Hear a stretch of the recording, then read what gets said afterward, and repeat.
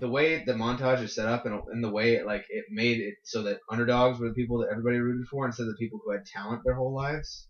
That kind of sucks also because it means that anybody who's born with talent is immediately a bad guy. Yeah, that's one thing. There's a great thing to look up, and it's the oh gosh, I forget the name of the guy. He's the I want to say his name was Johnny Larson.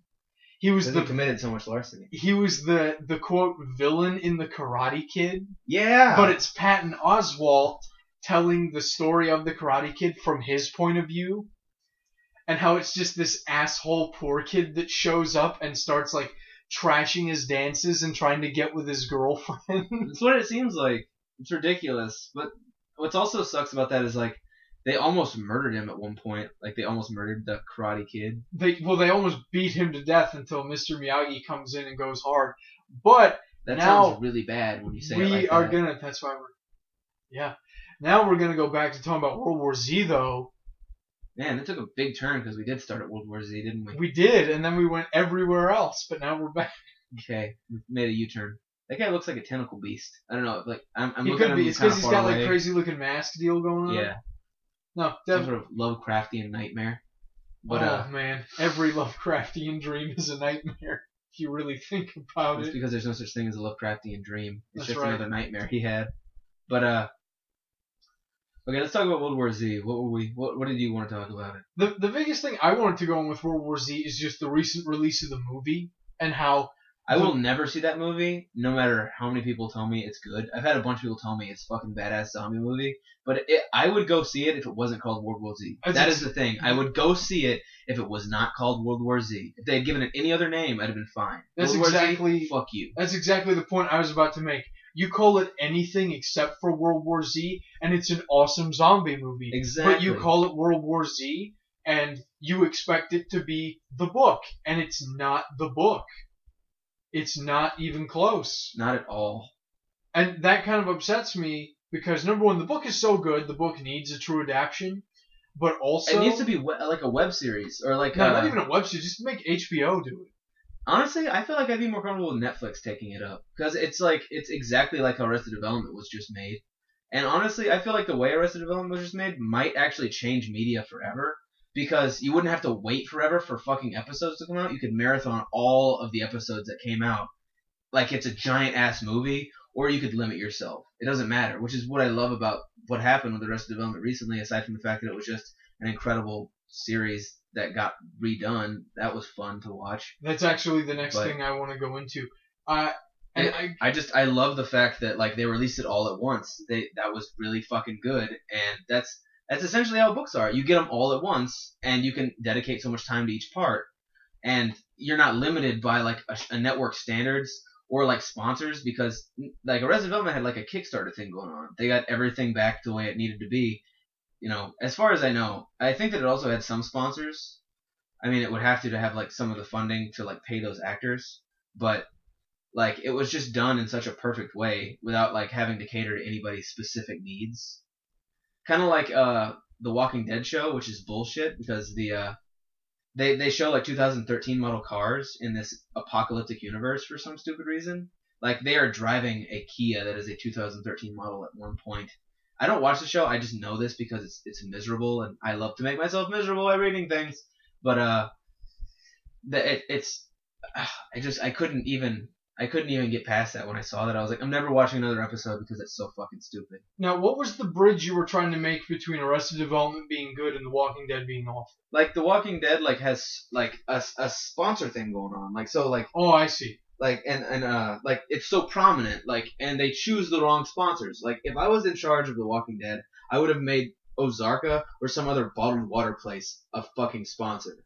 Every kind of like quick meal I would make a sponsor for.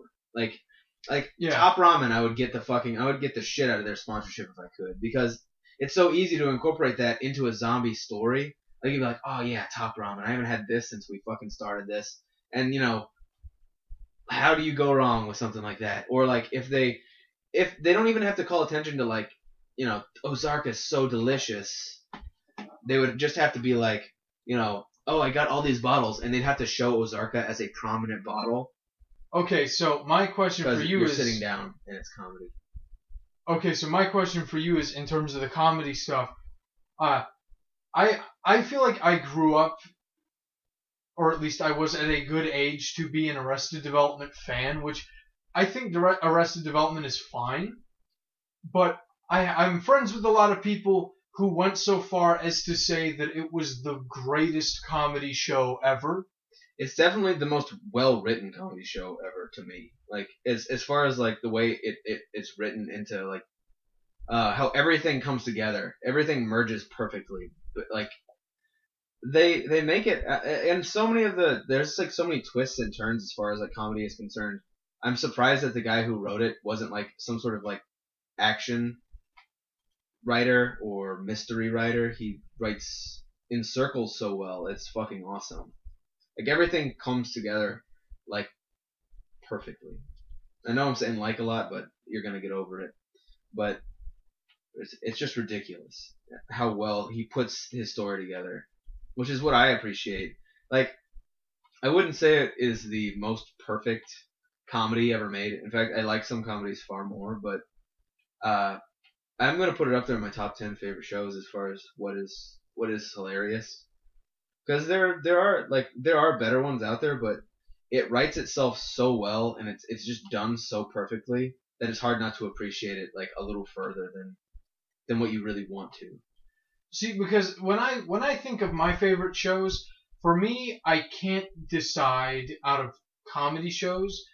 There are two shows that rank super high up for me, and I couldn't pick one over the other. And the choice is between The Cosby Show and MASH. You see, I never liked the Cosby Show that much. I liked Bill Cosby because of all the noises he made all the time, but you know, whatever.